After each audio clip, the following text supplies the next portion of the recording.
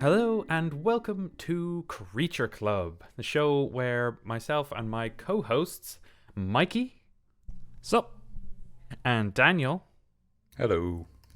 come along with me, Tim, on an adventure through the 5th edition Monster Manual. Stop it! Stop laughing at me! I'm doing my best. I'm trying to do my best here. Where we go through the 5th edition Monster Manual for Dungeons and Dragons. Monster Manual. The Monsters. Manual. Stop bullies me. For that classic TV show, I think, The Monsters. Yeah, Monster. Famous manual Irish for provincial manual. Yeah, Monster or, Manual. yeah. Or for that, the province of Ireland Munster. And we talk about their history in the real world, if there is any. We talk about them in the history of Dungeons and Dragons. That we go through their stat block, and then we talk about how we might use them in our campaign settings or to make interesting encounters with other stuff. Today, we will be talking about a couple more of those little demon boys. We haven't cursed ourselves enough recently, so we're going to talk more about these demons. Isn't that right, boys? Today, today we deal with the Hezrou and the Mains. It's page 60, guys. I know you guys were all getting excited for page 60 of the Monster Manual, and we're here, finally, after all these years. Finally. You were all requesting it. We did not hear the end of demanding for page 60. So we're finally here, guys. You can stop bullying us online, and I'll be able to stop telling my mum. Yeah, I think it's kind of weird, though, because usually people ask for another page that's in the 60s, but, that's kind of strange. You guys didn't request that. Well, I think that they were kind of pushing through 60 for, like, they wanted to push 60, like, get themselves warmed up, get ready for the big number. Cool. Anyway. Sorry, I got distracted. I'm checking page 69 to see if we can do a funny joke. But No, we can't I think really. it's just about heck. Yeah, oh man, that's just a about bad heck. page. That's just It's just about heck. Yeah, it's just about heck. The only interesting thing is an imperial or an imp-familiar variant. It's an imperial imp-familiar variant. God damn it, Tim! Where are your Are you words right, Tim? today? Are you okay? you're I'm doing my square best, if that's even an expression. So everybody open up your Monster Manual on page 60. And your Monster Manual. Oh, I opened up my Connacht Manual. Hang on, sorry. Nice. Nice. So Thanks. the Hezrou and Mains are just demon boys that are just straight out of the abyss, fresh out of the abyss, and into the pan or something, out of the fire. Yeah, into your Somebody take over. into your D&D. The Hezrou and the Main are the Type 2 and Type 1 demon, respectively. So they represent the lowest ranks of the abyssal order that demons obey. Or don't. I don't think they really do, to be honest. But they've, it's just a measure of their power level, basically. Yeah. And there's an interesting comparison here where the Main is sort of like zombie mole man. And then the Hezrou is sort of like a very dangerous sort of frog monster. So it's interesting to see even the difference between what was historically the sort of lowest level of the abyss and then the second lowest level of the abyss. Yeah. I wonder why toads and frogs got such a bad rep. Like, why are they just so low? Like, only slightly above just, like, solidified human souls or humanoid souls. And then they just become frog people. I don't think that's fair to frogs. So in my research, in the Why is there absence, so many Tim's TED frogs? Yeah. so in the absence of any real world history about the Hezrou, I went and looked up a whole bunch of stuff about frogs and toads, and just gonna mention a couple of famous examples of toads and frogs because I think they got a bad rep. So the first one that I found was Slippy Toad. You guys all remember Slippy Toad, right? Yep, remember him. That's true. Yep. You remember? You remember your good friend Slippy Toad from the another Star one, Fox please. game. Another one. Another one? Yep. Well, there's we have Michigan J Frog. Do you know who that is? No, I don't know who Michigan J Do Frog you is. recognize this song? Hello, my baby. Hello, my honey. Hello, right, my honey. That one. Yeah. Send me a kiss by The man wire. himself. Baby, my heart's on fire. If you Fire. refuse me, honey, you'll lose me. And something You'll else. be left alone. Oh, Did it- baby, come on. Oh, come, because I'm your something? Your one? Probably. You're one, your own, and tell me I'm your own. That's the one. Rule you of go. thirds, Tim. Maybe. One more. Is it rule of thirds or rule of three? Rule of thirds is would be like, photography. slip. Yeah, rule of thirds is like if I'm taking a photo or something of him. Yeah. And the third one is, of course, everybody's favorite toad from Futurama, the Hypno Toad. All hail the Hypnotoad. All hail the Hypnota. I will, of course, insert the sound of the Hypno Toad sound right there, just for everybody. I sound like a didgeridoo there. You did. It was good. I liked it. I think people probably, since we release our episodes pretty early, this is going to be pretty jarring, I'd say, to some people if they wake up and have a nice morning listening to the Creature Club episode, and then just suddenly there's just it'll snap them awake. And so those That's are true. my poppy references for the toads and the frogs. There's an Egyptian god called Heket, whose symbol was the frog and took the form of a frog occasionally. She was the goddess of fertility, and yeah, that's a real thing. There is also You guys can't guess see they this, have lots but Tim is he's in a black turtleneck sweater right now. He has a headset Goddamn on, and right I he's am. showing us slides of these frogs. Like we're in a little room He is. right now. It's very professional. I feel underdressed because I am completely naked, but Yeah, same no, here. it's good. the headphones that I have little frog eyes. I don't know if you guys noticed that. There's just little frog eyes wow. on top of my head. Like people yes, do the that's good. cattier things. That is I good. went for Yeah, the no, frog that was eyes. good. Oh, there you go. In Germanic folklore, there is a neck or Are there a frogs in nix. Germany? No, there's just frog There's no spirits. There's no frogs in Germany, Tim. No, I'm just thinking because of the climate is all like because I thought we they favored kind of like slightly warmer. Well, we have wet frogs climates. in Ireland. Oh yeah, fair. You do, yeah.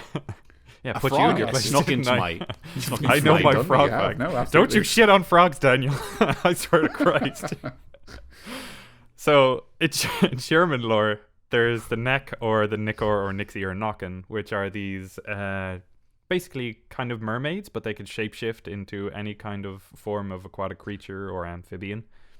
And then the most fascinating of the kind of folklorish guys was a Slavic frogman called Vodyanoi, who were these river-dwelling folk who, when they got angry, they destroyed dams and washed out water mills and drowned people. And apparently when they drowned people, they kept them to serve them as slaves.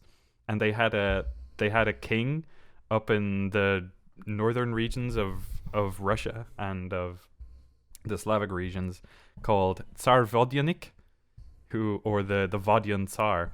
And it's just this strange froggy man with like webbed fingers, and he just lives in rivers. And apparently people like made sacrifices to him, like fishermen and some farmers when they lived near rivers and stuff would just sacrifice some of their stuff to the water so that the Vodyanoi wouldn't bother them.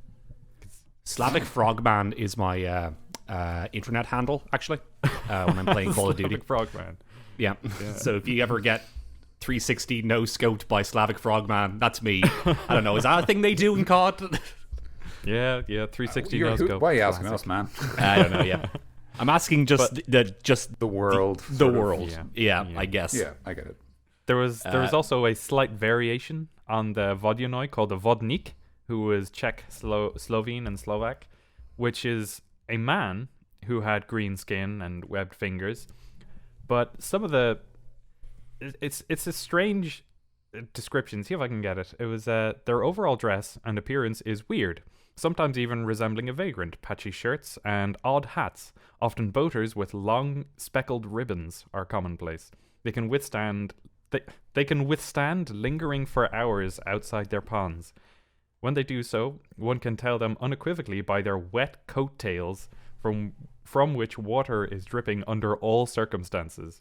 The Vodnik's face is usually unshaven, and it is uncommon for a Vodnik to have a large, wet, tangled beard. Like, that is so insanely sounds like- specific. Yeah, that just sounds like a fellow who's come in from the rain. Yeah. It's him. It's the frog man. No, I just no. didn't have an couldn't umbrella, breathe. right?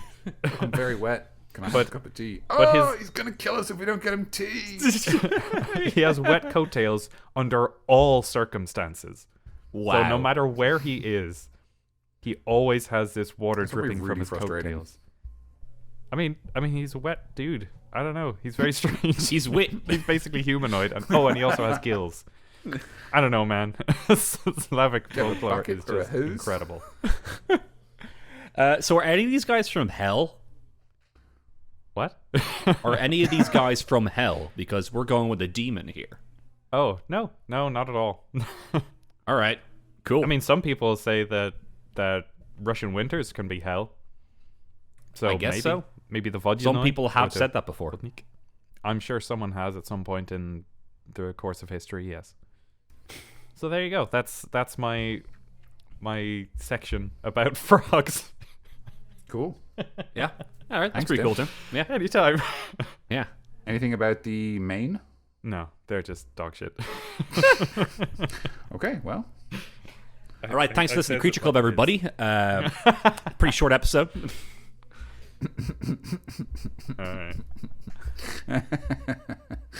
Alright. Are you right, Dan? Yeah, I'm just enjoying myself immensely. Yeah. So, how about in D&D context? How far back do they go? I didn't look into that at all. They are both as old as time itself, at least as far as Dungeons and Dragons go. Main's as old as time. I'm in a funny kind of mood, you guys. Go on. Hezrou think the fact and the Beast. No. I think the fact that we're not hanging out as much is showing in the podcast. I think so, yeah. Yep. Yeah. Okay. So sorry. So the main first appeared in the first Monster Manual, which was in 1977. So it's very old. It really hasn't got a lot of detail as you'd expect. It's always been sort of like the lowest level demon, the first thing that a soul turns into when it shows up in the abyss. And they've always kind of been like the core of Demon Lord's armies when they march on each other or worst, the material plane. The only difference, they have some slight mechanical differences over the ages, but realistically they've always been sort of a very low level demonic enemy that's great sort of as a way to bulk out the forces of the abyss. The Hezrou is kind of the same. It doesn't have a lot of detail, but it's appeared in every edition of the game. It's a little older than the main by 1 year. It shows up in Eldritch Wizardry, which you might remember, we've covered it before. Because a lot of early demons showed up in that. That was the first, I think, book with type X, demons in it. So it showed up there, and it's showed up in every edition since. It got a little bit more detailed in some of the sets in sort of second and third edition. It got a bit more detail, but aside from that, it's really just been more of the same. It's from reviewing the sort of Eldritch Wizardry stat block, it looks like it's a pretty similar principle, although it is a little hard sometimes to decipher those stat blocks in comparison to sort of what we have now. But it's always been sort of a relatively low level demon that's been sort of still dangerous because all demons are a bit dangerous. Oh yeah, and even in its first version in the Eldritch Wizardry thing, it did have its stench, its signature, I suppose, stench now that it has in the 5th edition Monster Manual. But I mean, if you look at the stat block, it's realistically, it's a sort of a stench attached to a bulky sort of body. So yeah. I didn't know that demons were able to get kind of signings with famous brands of perfume. I'm really stretching for that one.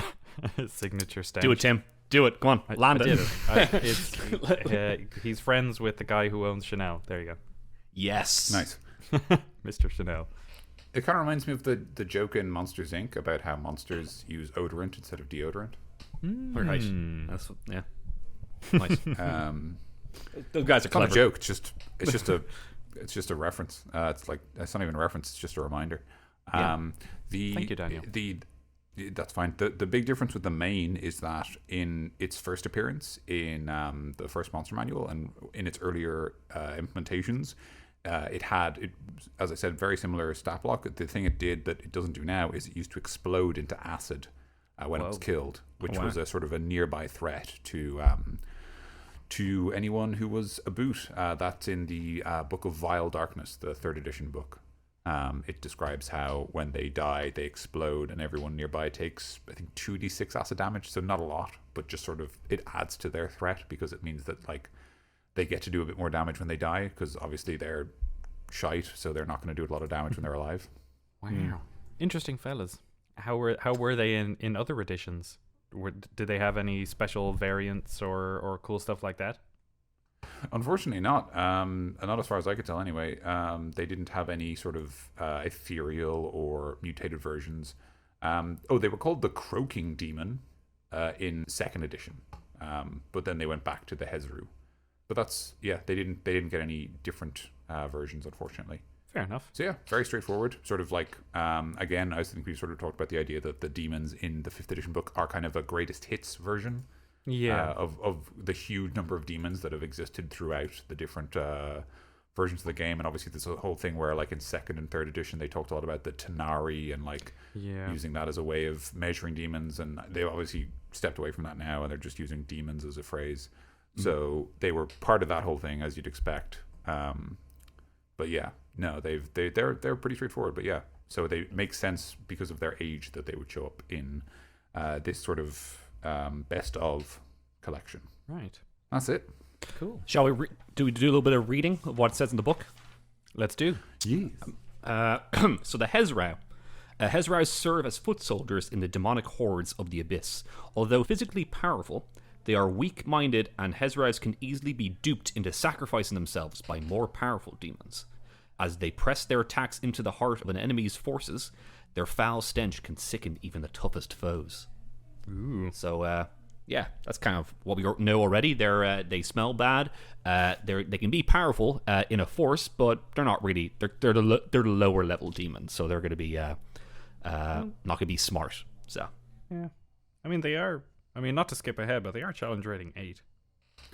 They are, but they are still type 2 demons, so they're still low in the pecking order. Oh boy. yes, yeah, everybody else is stronger. They're just a tough old gang. Yeah. Yeah. Fact of the matter. They're probably Demons like are bad news. a step up for a party once they've been gotten into demon fighting territory, basically. Or step up to the streets. Ooh. Or step up for Miami Heat. I didn't know there was a fourth one. There are so many. The mains. Souls of evil creatures that descend to the lower planes are transformed into mains, the lowest form of demonkind. These wretched fiends attack any non-demon they see, and they are hauled to the material plane by those seeking to sow death and chaos. Orcus, the prince of undeath, has the power to transform mains into undead monsters, most often ghouls and shadows. Other demon forces feed on mains, destroying them utterly. Otherwise, killing a mains causes it to dissipate into a cloud of reeking vapor that reforms into another mains after one day. Oh, cool. Okay. That's a little bit of a specific, but there's a fun little bit of lore there, where if you're evil and you go into the lower planes, then you can get turned into one of these things. So maybe they were mortals before, and then when they were If they go into the abyss and they were evil in life, maybe this is what they turn into after they die. Maybe that's a little bit of bit of lore there. I think I saw somewhere that it even got as specific at one point to be like it is the soul of a chaotic evil character or person that becomes a mains. And I do really like the fact that they gave you the idea that like you can just use them as like upgrade material. Basically, you can use your other demons to like wipe them out to gain XP while your characters are leveling up. Or you Agent, can just destroy some them. mains and pick up some main currency. Use that to upgrade more your freaks, Agent. use that to upgrade your armor, your weapons, and your abilities. Wow. Yes. You can now do a spin attack. But yes, I do get you, Tim. I understand that. I remember we had a tweet from friend of the podcast, Stephen Brady, who said for the same thing for the Dretch, where if you had like a Balor and he was weak, then he can probably grab a Dretch and eat them. And I'd say that will he would eat them and then he'll get stronger or his health will go up again, adding a little bit of a puzzle encounter. But you can probably do that. It's probably better to do that with the mains because that's what they're for. They're kind of food to demons. They're just like fatty souls, basically. Got to get your fatty acids and make your good Balor belly feel good. That's how you fill up. Yes. Shall we hop into the next part, to the meat and potatoes section? Let's do. Yeah. All right, let's do that.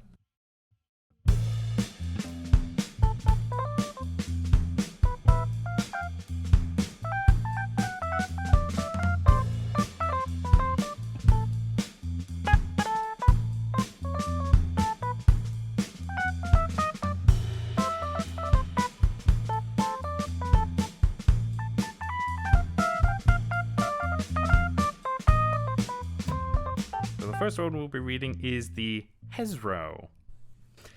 Hezrou. Large fiend, demon, chaotic evil. Armor class 16, which is a natural armor. Hit points are 136, which is the average of 13d10 plus 65. It has a speed of 30 foot. It has a strength of 19, dexterity of 17, constitution of 20, intelligence of 5, wisdom 12, charisma 13. So, ups and downs. Yeah. Yeah. Saving throws. It has a strength saving throw of +7, constitution of +8, wisdom +4.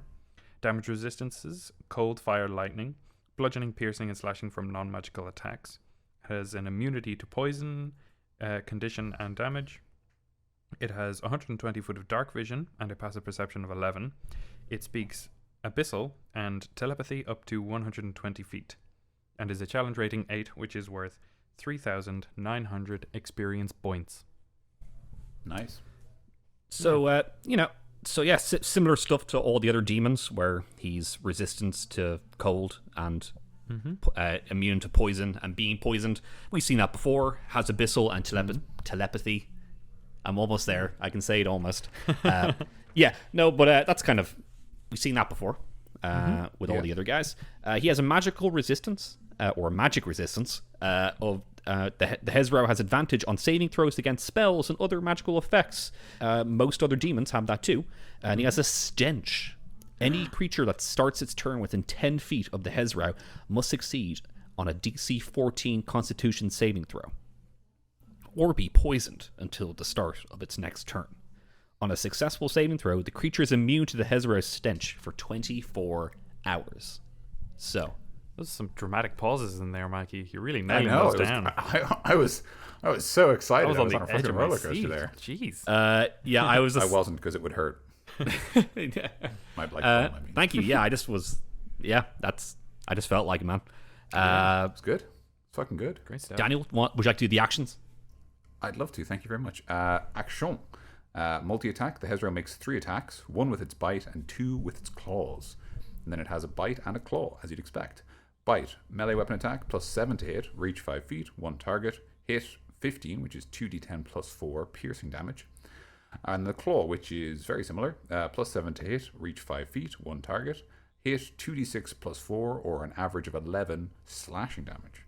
So if it hits with all its attacks, it deals about 37 damage, which it's pretty likely to hit with because it has a +7, so those are pretty good odds. Yeah. And on the 4E block, very similar stuff, but he actually, I told you guys before that we recorded, has a demonic step.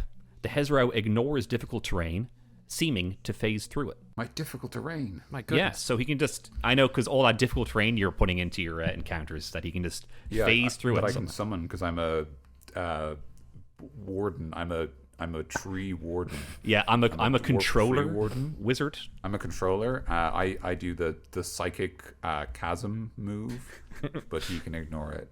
Yeah, I don't have a sound effect for that one. I'm sorry. That's all right. You don't have to apologize, Tim. It's a very strange thing for me to reference. But I'm bringing that up because this might be cool for him to phase through stuff, but we can talk about that a bit later. And also, his multi-attack is called combination attack. No real reason to bring that up. I just thought it was a fun way of, Yeah, I like it. It's a fun way of calling a multi-attack. It's like a special move, basically. Yeah, combo. Combination attack, and then he juggles you, and it's like, oh no. Yeah. He's too powerful. Too powerful for me. All right. And the mains. He's a small fiend, demon, chaotic evil, armor class 9, hit points 9. Oh, this guy's great. He's so bad at everything. Speed 20 feet. So remember, do you remember the episode when we talked about the Dretch, Tim, and we were saying that it's bad and shite? Yeah. Well, this guy is worse. Oh boy. Worse. Yeah. Worse company. Strength 10. Okay. Dex 9. Constitution 13. Intelligence 3. Wisdom 8. Charisma 4. This Poor poor guy. boy. Bad rolls. Bad rolls. Those are some Reroll. bad DM, let him rolls. reroll. DM if you can reroll, yeah. Let me roll, DM. Let me play, coach. Let him play. I paid $60 real for this game. Sorry, it's just a great part. Damage resistance, cold, fire, lightning. Damage immunities, poison. Condition immunities. Charmed, frightened, poisoned. Huh. All right. Senses, dark vision 60 feet. Pass perception 9. Languages, understands abyssal, Understands abyssal, but can't speak. can't speak. Oh boy. And he's got a challenge rating of 1/8, 25 XP. You can't even get. You can't even get concept art with that XP. You get no hero points. No. Actions. He has one attack. Yes, go ahead. It's a claws. It's a melee weapon attack +2 to hit. So that's pretty rough. One target, reach 5 feet, hit at 2d4, which is actually not bad in fairness, which is an average of 5 slashing damage. You know what that is, though?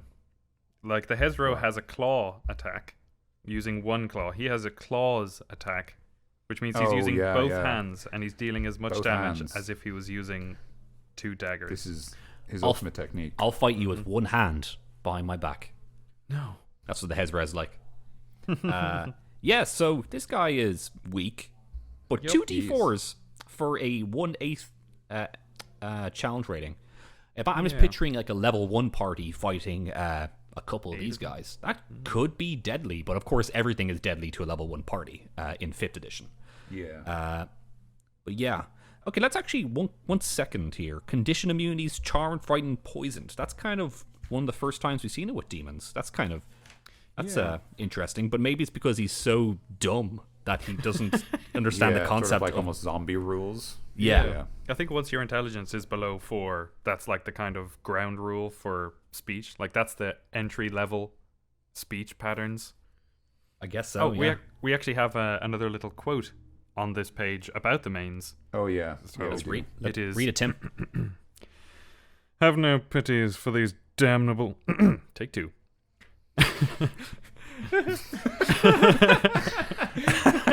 I'm just picturing like a evil guy, just like take 2. What, sorry, I'm sorry. Can I try that again? the boom mic just comes and screams. Yeah. We're live. Oh shit. I shouldn't swear. We're fucking alive. Have no pity for this damnable wretch. Bloody thing could grow up to be a demon lord one day, said Emrakul the Chaotic. Sounds like a lovely fella. I mean, at least he has a bit of, foresight to not pick on them and to just murder them straight up. That's true, yeah.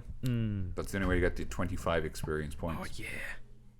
Well, he's saying have no pity, so Yeah. just So kill him. He has the foresight to know that like they are going to become a demon lord. So have no pity in stomping on these boys. You see them, you kill them. Because I mean, Yep. in their description it says that they attack anyone who's not a demon. So Yeah. makes sense. And recall, always 10 steps ahead. Smart guy. Anything else on the stat blocks, guys, before we move on? Do you guys want to comment on anything? I want to comment on one thing. Sure. Yep. But Tim? I something? have one, but it is similar for both of them. Okay. So my comment is just a little reference. So in the description for the Hezrou, it described how they can use their stench in battle. I'm going to find the exact quote here before I continue. As they press their attacks into the heart of the enemy forces, their foul stench can sicken even the toughest foes. So that's interesting because even the mains, which is a weird singular, or I guess it's probably mon or something like that. Maybe it's French. But even the mains, which is the lowest challenge demon in this book, is both immune to the poisoned condition and immune to poison damage. So it cannot be affected by the Hezrou stench. So if we reasonably extrapolate from that, it's fair to say, I'm not going to actually read them all because I'm guessing. I think all of them are probably immune to poison. I'm pretty sure they are anyway. I could check, but I'm just based on the fact that the mains is. So far they have all been immune to poison. Yeah, as far as I can recall, yeah. I'm wondering if there's maybe one exception, but I don't think so. But like, yeah, it's just interesting that like it has this ability that is like obviously the monsters in this book are built for fighting players, so it makes sense in the context of the players aren't immune to poison damage most of the time. But it's just interesting to think that like one of the things we know about the demons of the abyss is that they are in constant turmoil with each other. Demon lords are constantly making moves against each other. There's always a war at the abyss. And so it's interesting in that sense that the stench ability has no effect at all on other demons. All demons all demons are immune to poison. So yeah. Thank you for checking, Mikey. I appreciate that. But just like it's just interesting, like because it doesn't do anything else. Like it doesn't have any other effect other than Constitution saving throw. If you fail, you're poisoned. If you pass, you're immune for a day. It just seems like it's just a surprisingly minor ability on a challenge rating 8 monster, I suppose. Sort of my conclusion. I mean, if it works, then that's your person basically out of action. Well, they're only poisoned until the start of the next turn. Oh wait, what? Oh yeah, you're right. For goodness sake. Poisoned. Yeah, that's... I mean, they are the kind of one-use thing. Like, it seems a lot of the demon guys have their one thing and then they just go away. Like, the drone has its annoying sound and its proboscis. Sorry. This little assassin boy. And then it just goes away. Just goes away. And then it just leaves. Yeah. Thank Hey, where's he you going? for coming to my How's it TED going, Talk. lads? Where's he I'm going? smelly. Get back here. You smelled me? All right, I'm off, lads. Yeah. Bye. Good to see you. Good to see you.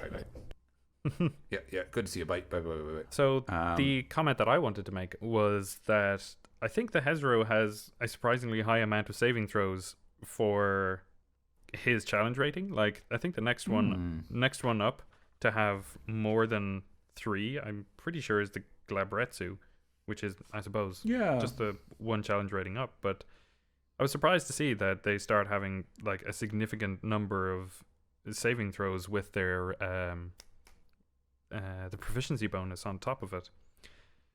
So yeah, no, I totally see what you mean. Like those are some actually really good saving throws as a result of the fact that it just has proficiency. And even you are right, Tim, like it's only a challenge rating 8 monster, and proficiency in saving throws is kind of something they don't always give out, and it really depends. I guess maybe that tells us that the Hezrou is intended as a CR8 boss fight because it has those good saving throws that you want for resisting spells that would otherwise make a fight too one-sided.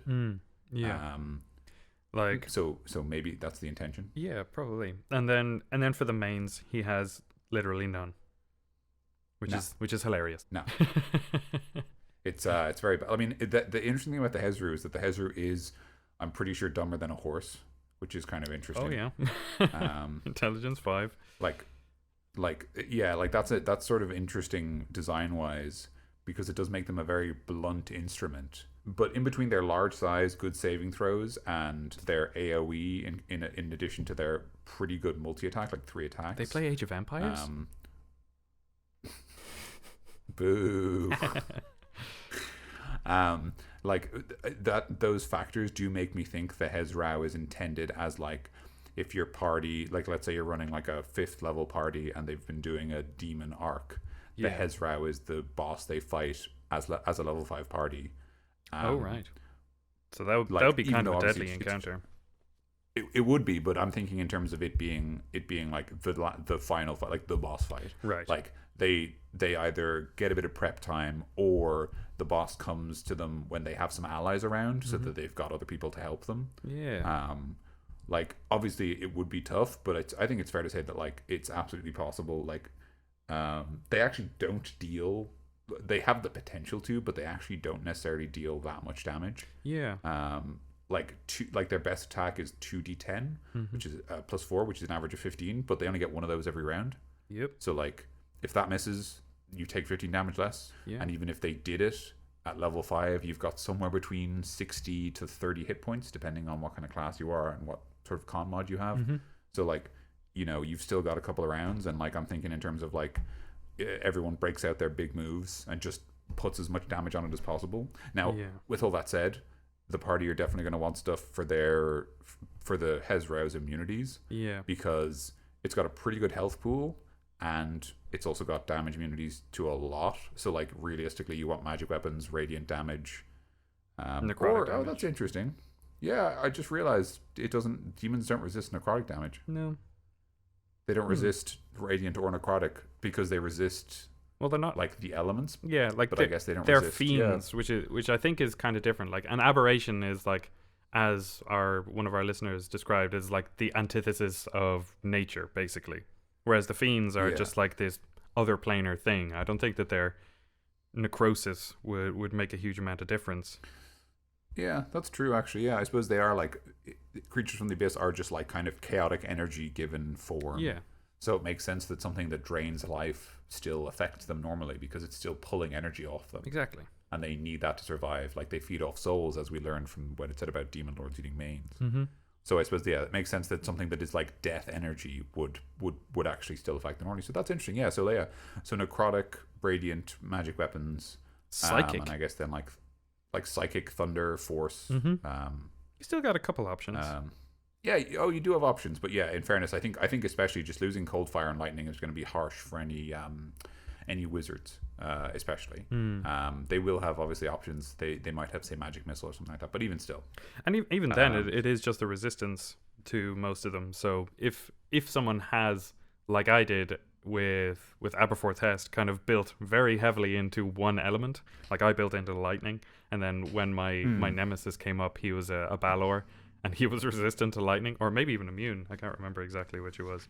But yeah, even if you have built your character around a specific elemental power, you'll still be able to deal some damage to this Hezrou. Maybe it'll teach you a lesson that you need to broaden your horizons a little bit, so that you can be more effective in a fight, like especially when you are in the abyss, because virtually everyone has that cold fire lightning. Even the mains has cold fire lightning. Even the mains, yeah. But I think what's interesting about the mains is that they have resistance. Sorry, not immunity. They have resistance to cold fire and lightning, but not weapons. Right. Yes. Like that's interesting. And I suppose in a way, what's interesting about that is it's almost a lesson in the nature of the abyss. Like that it resists elemental energy, but it like resisting weapons is part of their being powerful magical creatures from another realm. But actually, even at their weakest, they still resist these elements, because that's just part of their intrinsic nature. It's almost like you could extract that information and say that like that's the demon template, if for whatever reason someone, like if for whatever reason that was important, like if you wanted to have a creature who's a half demon or something like that, and you wanted to be consistent with the like official lore. Yeah, exactly. Yeah, with what you have here, and you go, okay, well, they've always got immunity to poison and immune to the poisoned condition. They've always got cold, fire, and lightning resistance. They all appear to have dark vision, with the exception of the Garistro or the Glabrezu having true sight because they could cast darkness. One of them. It's on so many demons, man. Lots to go still. But yeah, like. But you could sort of like, almost extract that information and say, okay, this is the almost the sort of intrinsic nature of a demon. So now I can apply this to my, orc chieftain who's channeling demon powers. Or if you're playing that kind of campaign, you could even have like a player get these powers as a feat because they've made a deal with a demon, or they've like drank demon blood to survive, and so their nature is changing fundamentally. Cool. Is there something for a fiend warlock patron maybe to like get that after a while, that kind of template? That could be a fun little almost like, I know they get like a packed boon. They do. Maybe that could be, I don't know, it might be, I hope it's not like, maybe at a very higher level where it like wouldn't really make too much of a difference, that kind of like high level thing, but it would be a cool like kind of, you're kind of showing that you have this demonic power, as you said, and absolutely, it's like, it is kind of like that demon template. So I've abandoned my humanity. Yes. Cool. All right.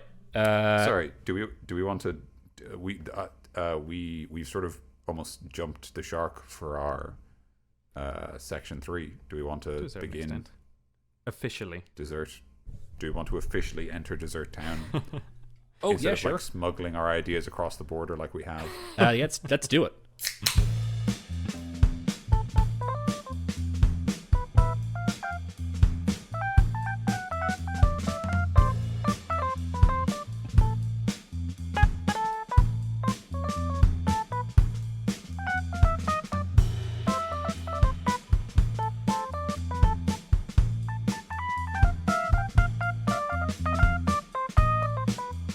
I ate an entire horse yesterday. Have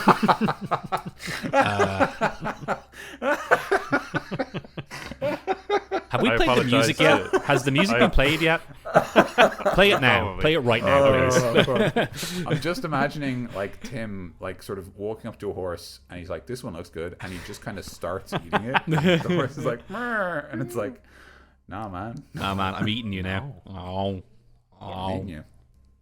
All right, hello guys. Welcome to the third section officially of Creature Club, Dessert Town, where we talk about how to use them. So, the Hezrou and the mains, the Matrix room, the white Matrix room, just fighting them by itself. How's the fight going to go?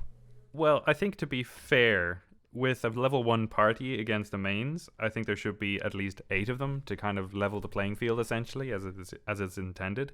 And I think that could be a fun little slog. It could be a scary little kind of zombie horde battle, basically. Which I think so, yeah. Cool. Yeah. It would be a very good introduction to demons if you're having demons be prevalent in your campaign. Yeah. And if you're level 1 and fighting 8 of these guys, and you have like a regular party of like a paladin, or let's say like a cleric, a fighter, a wizard, and a rogue. We'll say you have those 4 guys.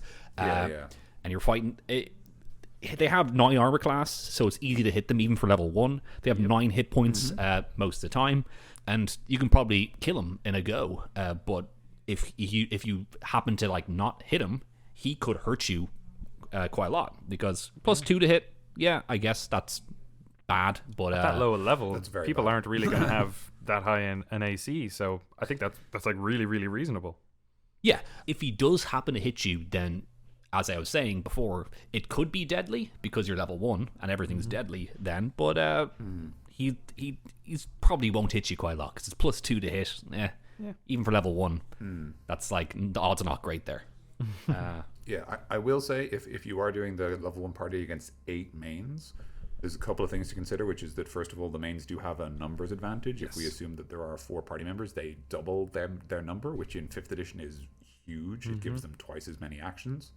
And also there's something to be said for the fact that because the enemies as a group get to make 8 attacks, they are much more likely to just roll a 20 and therefore knock someone on their ass, even though they barely hit.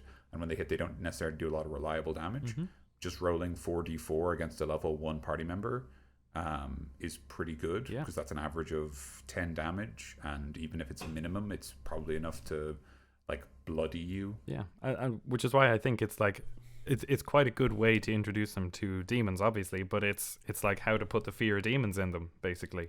If you were running a demon campaign, flooding them with a couple of mains that, you know, hopefully won't kill all of them would be a cool way. Like maybe doing it in 2 rushes of 4 and see how they deal with the first rush. And then if they deal with them handily, just say, ooh, you hear more footsteps running at you and some snarls in the distance.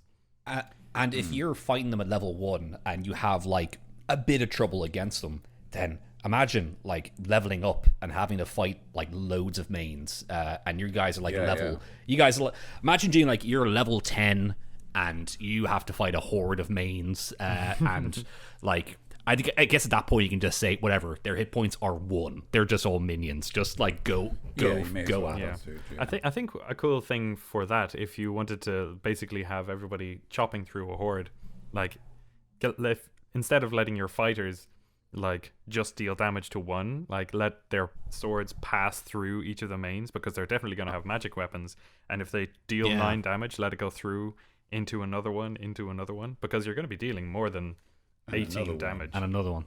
Yeah, I did definitely. Yeah, that would be very cool. And make you feel a bit I have badass. something similar in my current campaign, where they're entering a kind of a foresty area, which is enchanted basically quite recently, and so they've encountered some twig blights, which are basically the mains of the forestry world. Maybe. Yes, correct. I guess so. Yeah, it's just kind of like a nice peek at the potential future for the campaign or current setting, which is nice. I was just thinking of the idea of something that's like recently been enchanted. It's like, oh, and we had it like renovated last summer. You can see there's lots of sort of dryads in this area now. It's quite nice. Yeah. It used to be sort of just a bit of a shite tavern, and just knocked the whole thing down and flushed it with fey magic, and now we've got sort of you know some sexy dryads. Yeah, so some nymphs over there, some dryads. We got a couple blights around here and there, but just give them a good kick and they're gone. Give them a good kick. So yeah, that's the mains in the White Room. I think the Hezrou is going to be a bit more significant of a fight. Yeah, I think if we do the sort of standard difficulty for level 8 party members, I think that, depending obviously on how they are armed and the party composition, but if we assume we've got the wizard, cleric, rogue, and fighter, and maybe between them they have enough magic weapons, like maybe one for the fighter, one for the rogue, and the wizard and cleric just have spells. I think that they will probably win pretty quickly without a lot of trouble. Like as I was saying before to you, Tim, the idea that I think this guy would actually be a good like level 5 challenging boss. Yeah. With that same idea in mind, if you compare him to if you compare them to like a level 8 party, by the time they've hit level 8, they've got more abilities, they've got more health, and at that stage, I think it just doesn't necessarily do enough damage on its own to kind of be frightening. I think it's good at shrugging off the magic users, so that they don't necessarily get to just sort of get rid of it, because it's got its magic resistance, it's got its saving throws, and it's got a good health pool. So I think this is going to be a fight where the paladin / fighter / maybe even eldritch knight, and maybe the rogue and stuff like that will do a lot of the damage. And if they've got any rangers, I think they'll be kind of the deciders. But I do think that it's going to be like, I don't really feel like it has anything that really would surprise the party. Yeah, like they're going to be at level 8. They're going to be very deep into their like class traits. So I think that at level 8, giving them just another brawl isn't going to be particularly interesting. Yeah, I think at level 8, this is one fight in the demon arc. Yes. But I do think if they are level, say, 5 or 6, I think the Hezrou makes a sort of big, dangerous demon boss to round out a demon arc. Yeah, I'd agree. I actually think they are better suited for that, because they've got those strong saving throws, the magic resistance, that means that like you're kind of like, I'm gonna hold person or banish it. Like it's much less likely to go off. and it's therefore like you get that sense of like this thing's just shrugging off everything we throw at it. But it's got that nice like not too high AC and a good amount of health, so that like the barbarian and the fighter and everyone else just get to have a good go like hacking away at it, like just sort of cutting bits off it for days, sort of thing. Yeah. So yeah, my kind of feeling on the Hezrou is that it's better as a sort of scary boss fight for a lower level party, and if it's put up against the party that it's sort of like the challenge that it's listed for, I actually think it's not a hugely exciting fight. Like the most, like I mean, it is literally, as you say, Tim, a brawler, and I think the most interesting thing it does is it's smelly, like, which is like fine, but doesn't affect the party because it's only 10 feet. And this thing has a 30. Sorry, it's only 10 feet. Its speed is only 30 feet. So like the long range characters, the ranger, the wizard, the sorcerer, they're not going to have a difficult time staying back. They just have to move. Like they have to be far away from you to begin the fight and just keep that distance up. And then they just keep pew-pewing you. So the only people affected by the stench are like the fighter, the barbarian, maybe the rogue. The fighter and the barbarian will probably have okay con mods, and they both have con as a saving throw, so they're more likely to pass your stench. So then the only one struggling is the rogue, and even then it doesn't necessarily matter as much for the rogue, I get the impression. Like I guess it means the rogue might struggle for a bit, for a turn, for like a turn or two, and like that's probably the biggest thing the stench will do. And like other than that, if it's able to break through the lines and get close to the rest of the party and give them the stench aura, even just once, because it's a case of it's the aura effect where like if they start their turn next to it, they get the aura, so like it can move to them and then end its turn, so it could spend its turn dashing just to get in range of the whole party, for example. But yeah, that's kind of my impression. Sorry, I kind of rambled there. No, you're good. Yeah, I think that's a relatively good wrap up of them in our little matrix room. Do we have any cool ideas for alternative skins or cool abilities to make them a bit more interesting? The mains, but it's a sexy like French maid outfit. Ooh. Ooh la la. Now you're speaking my language. Or pirate mains, just he has a hook hand and a peg leg. That's pretty cool. Yeah. I have an idea, at least one idea for both of them, but I think the mains, to give him something, might be that because he is just a soul in his body, maybe he can have this like an etherealize reaction, basically, where he can roll like a d20, and if he passes on some, like if he rolls higher than the player, then he becomes ethereal for a moment, like he becomes just the soul and then reconstitutes, instead of reconstituting a day later when he's just been killed, just to make it a little bit more interesting. In terms of strictly giving them abilities for the purposes of like flavor or interest, for the purpose of like just fights, I would say that if you, as I mentioned before, the Book of Vile Darkness has the mains have the ability Acidic Cloud, which is that when they die, they dissolve into a cloud of noxious vapor. Anyone within 10 feet of the slain main must make it says reflex save, dexterity save for us, obviously, in 5th edition, or take 1d6 points of acid damage. So it has a DC of 20, which is obviously quite high. But because of the fact that the numbers in 3rd edition scaled very differently, my instinct would say that it would be around sort of 14. 14 if we were applying that to 5th edition, where it would be kind of tough, but like not super difficult.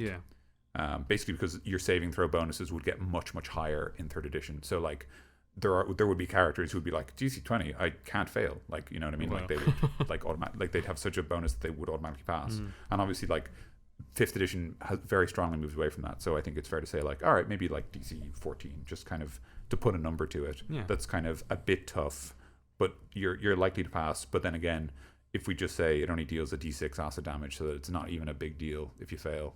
But that could be kind of fun as well, because you could even say that like it affects all creatures, so then players could like set up attacks so that they kill mains to hit other mains. Ooh. Although they like are cause chain reactions. So it would be acid, right?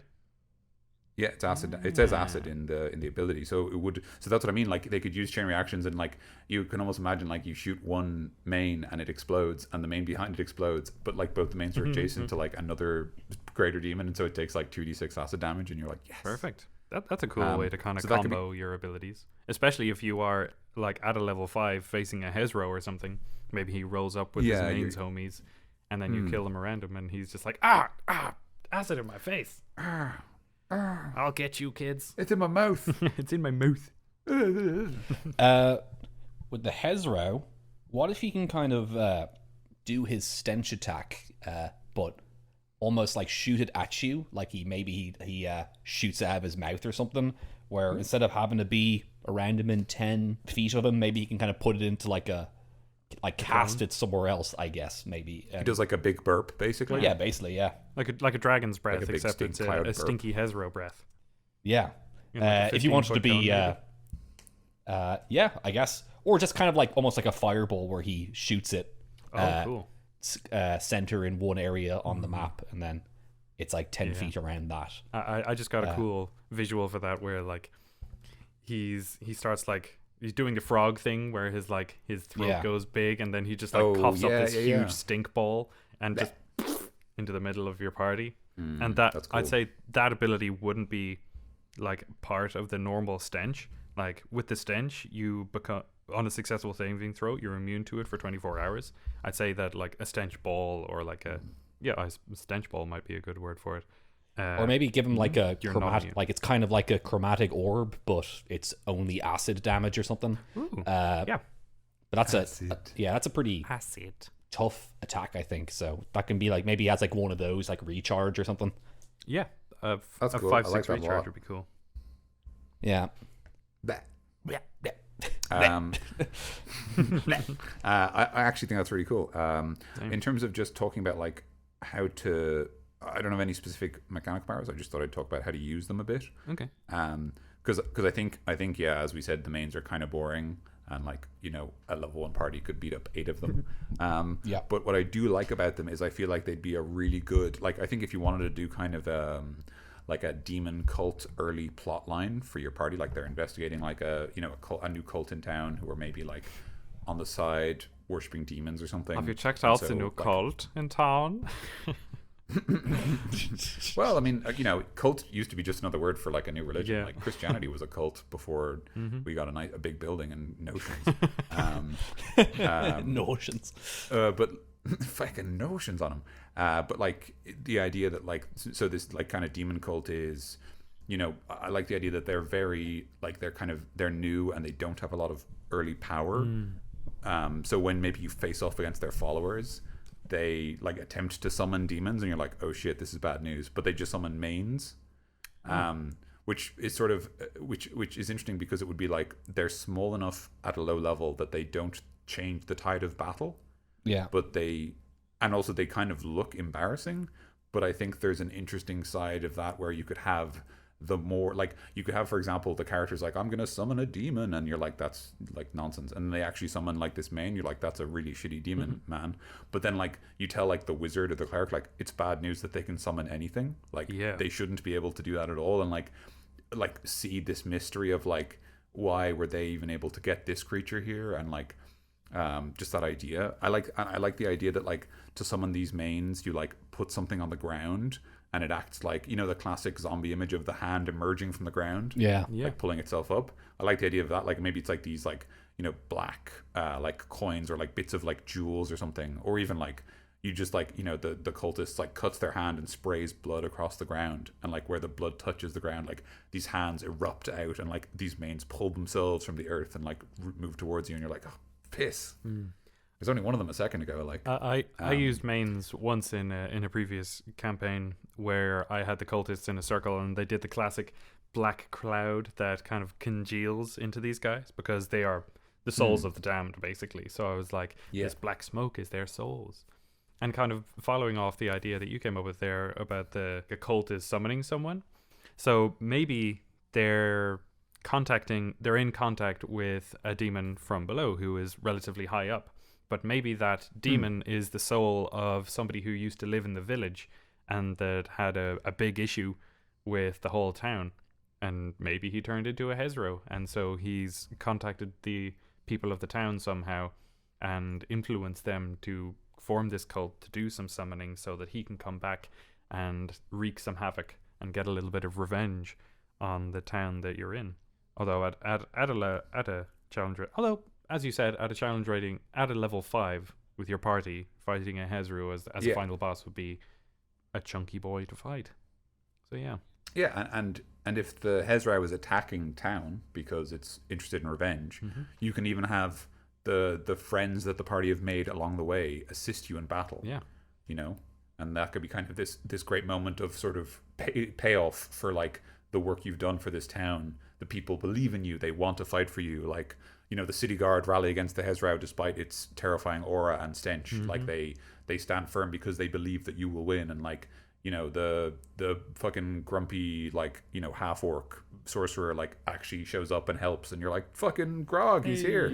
I thought he hated us, but he's actually very nice. Yeah, it's like, and he's like, it's not like I like like you guys or anything, and then shoots a anything Baka, and then shoots a lightning bolt at him. You're like, yeah, he likes us. Tsundere orc is now my favorite thing we've come up with. It's pretty good. It fits very naturally. Yeah. In terms of the Hezrou, I do like them as sort of like these destructive, wild things that like, you know, get summoned and just make some noise for the Beastie Boys. I feel like they are kind of, they feel almost like, to me, they actually kind of feel like almost a lesser Garistro. Yeah. It's sort of like, sort of top heavy, brawler, sort of destructive aura, not very smart. Kind of makes me think of the idea that like the Garistro is sort of the demon battering ram, like the demon siege engine. Yeah. So the Hezrou is sort of like the lesser siege engine in that sense. Like it still goes around smashing things because it's big and strong, but like it's not. Yeah. It's not like sort of as dangerous. It's not able to like bulldoze castles or whatever. Shall we wrap up there, or do we have any other little bits and bobs that we want to sprinkle over these boys? I like the idea of a belt made from a Hezrou mouth, sort of like their like mouth becomes the front of the belt and the buckle, and then it gives you the option to sort of temporarily stench. Ooh, you just click a button on his nose. Although they are large, so they're pretty huge. I mean, they're but that's why you use just their mouth. Yeah, just the mouth. It's on your whole body. I also so also in that vein, like a stink bomb would be sort of a like apt. You could literally be like you cut out maybe just its tongue and put it in like a glass vial, and like the tongue is so stinky on its own, you just need to throw the glass vial, and when it shatters it makes the smell. Like there's not even any preparation. It's just like it's bad. Like yeah. My instinct would be like, oh, there's a gland inside that you're trying to get out, and then someone just like rips out its tongue and puts it in a vial, and you're like, yeah, that works too. Yeah, but even the idea of like the gland, but all you have to do with the gland is again put it in the vial, because like you just say like, well, the gland is smelly, and as it decays, it will produce more smell. So it's going to mature. You don't need to do any like other work. Like exactly. Its power will level up along with you as your party keeps it in their inventory and then forgets about it. It still is useful later on as a putrefies. I mean, unless you're fighting other demons, because then they are poison. Yeah. So. I think the Hezrou would be a good precursor for a larger scale demon campaign, because in their description it says that they are typically easily led by other greater demons, and that they are typically the kind of foot soldiers. So if your final boss or your arc is a Hezrou, you can have him in his dying breath go, just wait till my brother comes and beats you up. My big brother. He lives at the community center. He'll come and get you. He drinks loads of milk, so he's really strong. He drinks loads of Lucozade, so he's got lots of energy. I really like. I've already kind of formed the basis of a demon campaign where there's a demon cult who've started worshipping sort of dark powers in town. They're being led by a Cambion, because Cambion's smart, charismatic, can plane shift, has demonic parentage, and so has like almost a patron. And so like they're gathering followers and gathering power, and like you start off just fighting maybe like, you know, like you just find like grisly murders and stuff like that. Like it's almost like Chthonian. It's almost like a Lovecraft story at the start where you're just finding like strange murders and rituals, and then like you start investigating, you start getting in fights with cultists, and then cultists and mains, and then cultists and mains and dretches, and then like just mains and dretches and no cultists anymore, and then like eventually you try to stop the grand ritual and you arrive just a moment too late, and the fucking Hezrou like smashes up from under the ground and starts demolishing the town, and you have to like choose between evacuating the village and fighting this creature, and are you strong enough to fight it? And then once you finally beat it, you've still got the Cambion to deal with, and maybe the Cambion makes an escape with their plane shift power, so then you've got this like recurring villain for later on. I like it a lot. That's one for all of you out there, listeners. Unless I just cut it out. that one's just for me. Will he cut it out? Find out later. Well, I mean, find Dragon out Ball Z. 20 seconds ago when you Oh, literally yeah. heard him say it. Time is weird, huh? Yep.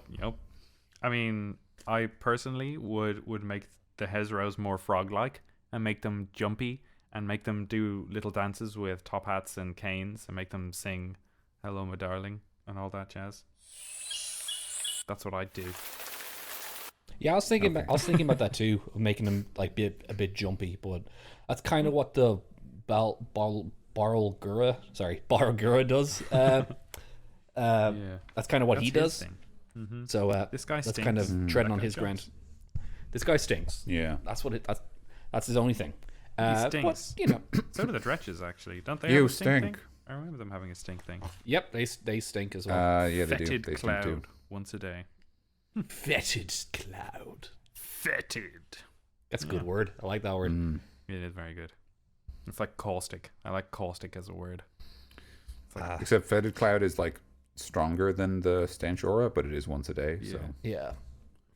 I'm you, but stronger. I'm you, but from the future. Yeah.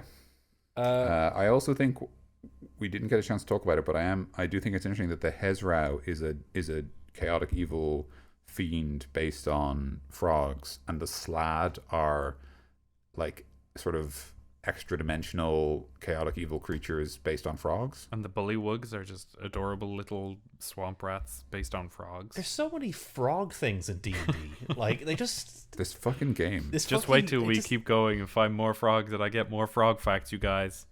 Ooh, There's boy. just so why you this is I get it. Like it's but like there's so many. We have There is, enough it's true. frog stuff. Stop it, you guys. Please. Somebody at like Wizards is just like, all right, guys, another frog guy. Like, oh, for fuck's sake. Okay, One got frog anything guy. else? No. Okay, then just take the frog then. Oh, fair enough. Sorry. The Sloths are actually chaotic neutral, not chaotic evil. Right. But they are basically evil for the purposes of the party, because they just fucking kill people and then alien chest burster them and stuff like that. Like Yes. like they're not good, you know. That doesn't sound like a good person. And they come in all different colors. They do. Just wait for 20 years when we get to the Slod in the episode Slod. 20 years. Yeah, that's page 274, so we are About not even 200 pages close. but between a quarter and a fifth of the way there. So actually not too bad. It's only going to take us about 4 more years. There you go. Hey, how about that? Imagine the world survives for another 4 years. That'd be fucking something. That'd be something. That'd be something. We don't get any cease and desists from from Wizards of the Coast. We're not gonna get it from Wizards. We're gonna get a season desist from like everybody else. Yeah. From our Like, we're few, doing Wizards from a our favor, listeners. but everyone else is gonna be like, no, everyone else is gonna be like, stop fucking referencing our shit and stop referencing Infinity War in your fucking podcast. The Mickey Mouse is gonna kick in my door and shoot me or something. Yeah. The Slavics are going to Come after He's me. got a big gun. Oh, I'm I'm gonna gonna shoot shoot you you now. Oh, No, please. no. Oh. That's a good ho-ho. Thank you very much for joining us for another episode of Creature Club. That was the Hezrou and the Mains episode. If you've enjoyed this, you can subscribe to us. We've got an RSS feed, which you can find on our website, which is creatureclubpodcast.com. You can also find us on Spotify, iTunes, and lots of other places. If you've enjoyed this and you'd like to get back to us and maybe let us know how much you liked it or how much you didn't like it, or that we got some detail about the demons wrong or something like that, or talk about how you've used either the Hezrou or the main in your game, you can get in touch using the contact us page on the website. You can, comment to us on Twitter, where we post every episode when it gets uploaded. That's at Creature Club Pod, if I recall correctly. Yep. We always let you know if there is an episode or if there isn't, and sometimes we let you know why there isn't an episode if we know. Other than that, we have a homebrew special coming up very shortly. We got one more submission this week from a listener. Oh boy. After I mentioned if you'd like to send in any smaller monsters, they sent on what was a puffball. It was sort of a minor air elemental that would be suitable as sort of a low-level monster or a familiar. I actually really like the design of it, and I'm looking forward to talking about it if we do have the time, because we do have a good number of submissions. But we are looking forward to doing that episode soon. And if you do have any submissions, send them in, because we want to talk about all the cool stuff you guys have made. Indeed. Yeah. You're all very smart. And I'm sure Yes. very attractive. Oh, well, that's just sort of, I feel a bit uncomfortable now. That's what I do, you guys. I wish, just go back to frog facts. Yeah, frog okay. facts. Is there frog facts, Tim, still there? Frogs. Thanks for- Toads are technically also frogs, so anybody who makes a distinction, it really doesn't matter. Thanks, Tim. Yeah. Thanks, frog facts, Tim. So thanks for listening to Frog Facts this week, guys. I've been Mikey. I've been Tim. And I've been frogs. Keep croaking. Keep on I've been croaking. Dan, I'm sorry. There are over 5,000 species of frog. Wow. Tim, I said keep on croaking, all right? The music should be playing.